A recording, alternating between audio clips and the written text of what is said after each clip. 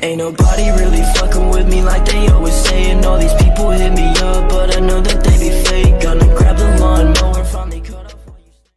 Assalamualaikum warahmatullahi wabarakatuh. Izinkan saya memperkenalkan diri. Nama saya Dava Prasetya Saputra.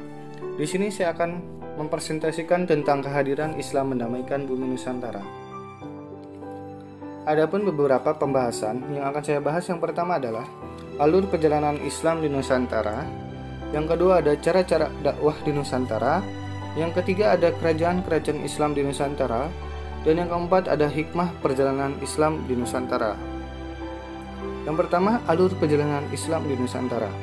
Indonesia dikenal sebagai negara dengan penduduk muslim terbesar di dunia. Agama Islam telah ada di Indonesia ini sejak abad ke-1 Hijriah. Masuknya agama Islam di Nusantara melalui jalur perdagangan berlangsung secara damai. Ajaran Islam mudah diterima dan mendapatkan perhatian dari penduduk Nusantara. Berbagai sumber mengatakan bahwa agama Islam sudah masuk Indonesia pada abad ke-7 Masehi, namun keberadaan para pemeluk ajaran agama Islam menjadi jelas pada abad ke-13 yang ditandai dengan berdirinya Kerajaan Samudra Pasai di Aceh sebagai kerajaan pertama. Proses masuknya Islam di Nusantara berjalan secara bertahap dan melalui banyak cara. Teori-teori tentang kedatangan Islam ke Indonesia adalah sebagai berikut. Yang pertama ada teori Mekah. Menurut teori ini, masuknya Islam ke Indonesia langsung dari Mekah atau Arab terjadi pada abad pertama Hijriah atau abad ke-7 Masehi.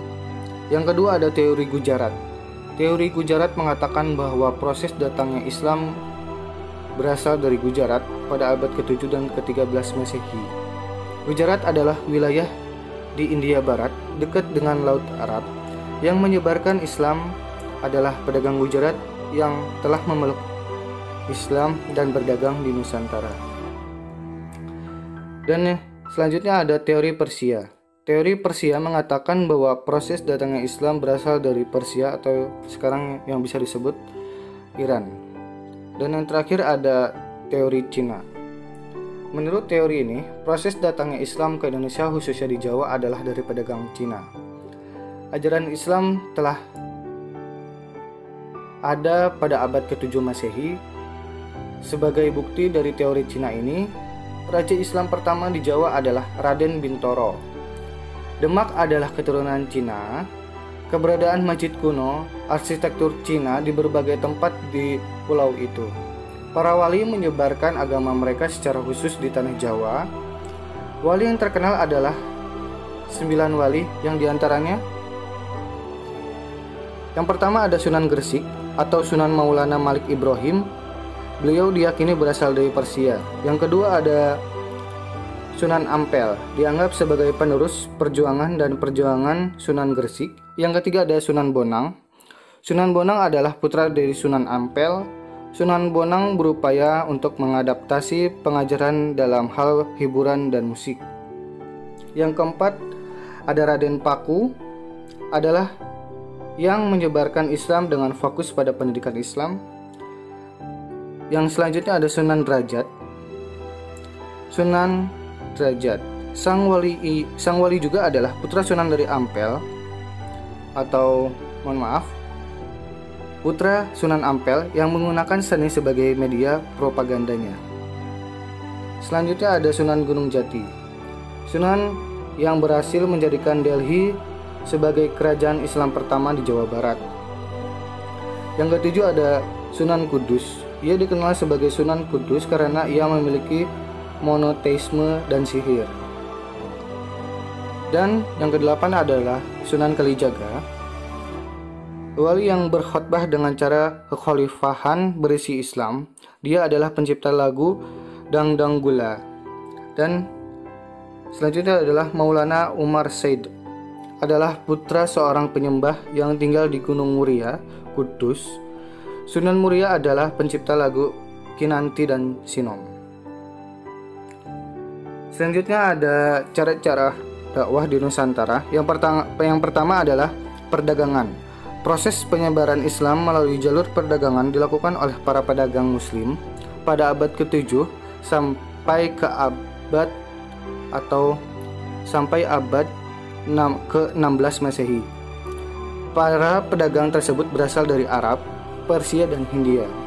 Dan yang kedua ada perkawinan.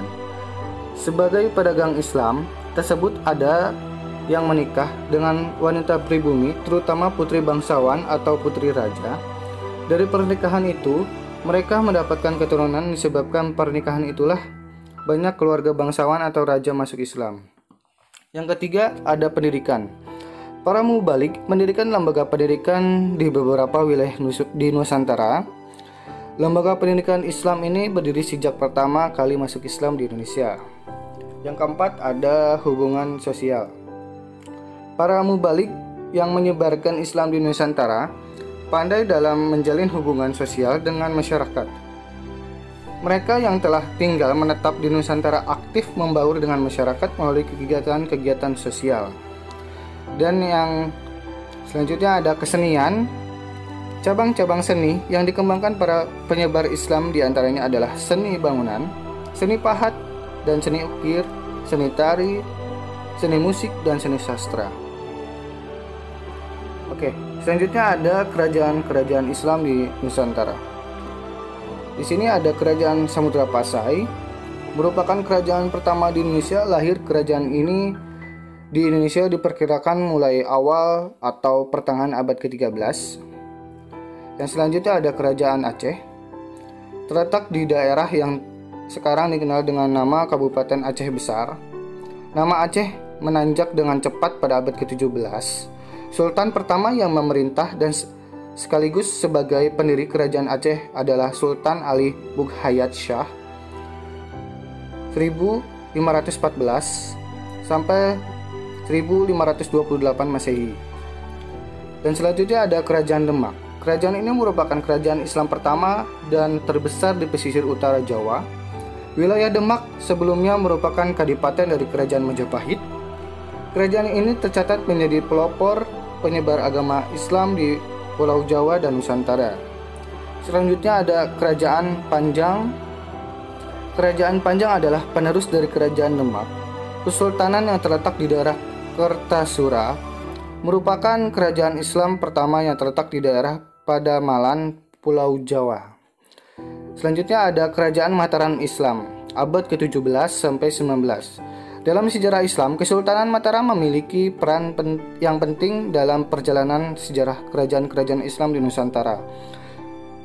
Hal ini terlihat dari semangat raja-raja untuk memperluas daerah kekuasaan dan mengislamkan para penduduk daerah kekuasaannya, hingga mengembangkan kebudayaan yang bercorak Islam di Pulau Jawa. Yang selanjutnya ada kerajaan Banjar. Kerajaan Banjar adalah kerajaan Islam di Pulau Kalimantan, tepatnya di Provinsi Kalimantan Selatan saat ini. Kerajaan ini berdiri pada tahun 1526 Masehi dengan Sultan Suryansyah atau Raden Samudra sebagai sultan pertama. Terus ada kerajaan Islam di Nusantara. Yang pertama adalah Kerajaan Guatalo. Kerajaan Guatalo adalah salah satu kerajaan besar dan paling sukses yang terdapat di daerah Sulawesi Selatan. Selanjutnya ada Kerajaan Ternate. Kerajaan Ternate berdiri pada abad ke-13. Ibu kotanya terletak di Sampalu, Pulau Ternate. Kerajaan Ternate banyak menghasilkan rempah-rempah sehingga Ternate banyak dikunjungi oleh para pedagang dari manapun. Dan selanjutnya ada Kerajaan Tidore. Kerajaan Tidore adalah kerajaan Islam yang berpusat di wilayah kota Tidore, Maluku Utara. Raja Tidore pertama adalah Syahadati alias Muhammad Nakhol yang naik tahta sekitar tahun 1081 Masehi.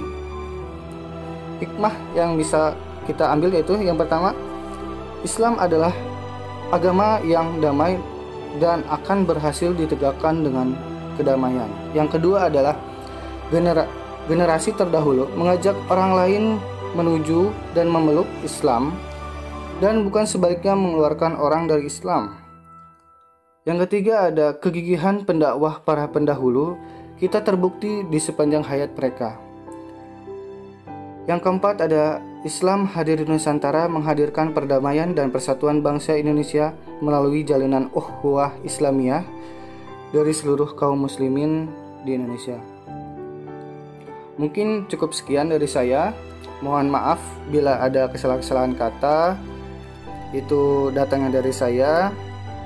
Buat teman-teman yang ingin bertanya, silakan tulis pertanyaan teman-teman di kolom komentar. Sebutkan nama dan NPM. Terima kasih.